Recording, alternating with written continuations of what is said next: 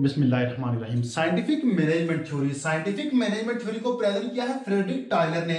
इनके मुताबिक ऐसी मैनेजमेंट जिसके प्रिंसिपल साइंसी हों, साइंटिफिक हों, ऐसा ना हो कि इसके असूल मैनेजमेंट के प्रिंसिपल पुराने हों, कदीम, रवायती या फिर जिसपे तहकीक ना हुई हो। ऐसे असूलों को फॉलो नहीं करना चाहिए, बल्कि ऐसे असूलों को फॉलो करना चाहिए, ऐसे प्रिंसिपल्स को फॉलो करना चाहिए जिसकी बुनियाद साइंस पे हो।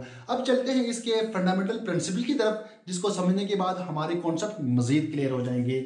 सबसे जो पहला प्रिंसिपल है इसका वो है all work should be done in limited time, यानी कि एक ऑर्गेनाइजेशन के जो भी काम है तमाम कामों को एक मखसूस वक्त के अंदर पूरा होना चाहिए। ऐसा ना हो कि किसी एक काम को एक हफ्ते का टाइम दिया गया हो तो वो काम पूरा होने में 2 हफ्ते लग जाए या फिर 1 माह लग जाए, तो फिर ये साइंसी तरीका नहीं होगा।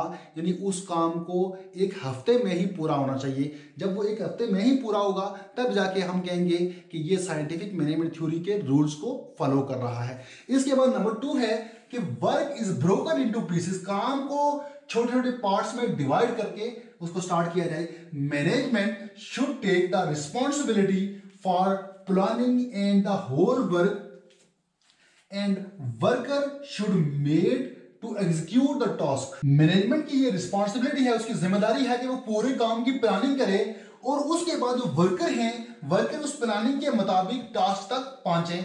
इसके बाद है management should be trained and should apply scientific principles of management.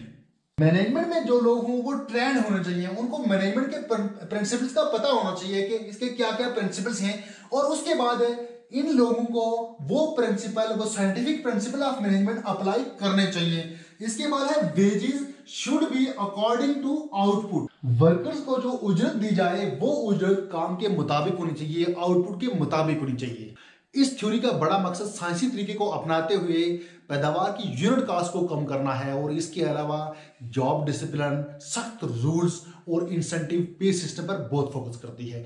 ये साइंटिफिक मैनेजमेंट थ्योरी की मुख्तसर सी वीडियो थी। उम्मीद करता हूं कि आपको समझ आई होगी। तो मिलते हैं नेक्स्ट टॉपिक में, तब तक के लिए अल्लाह हाफिज।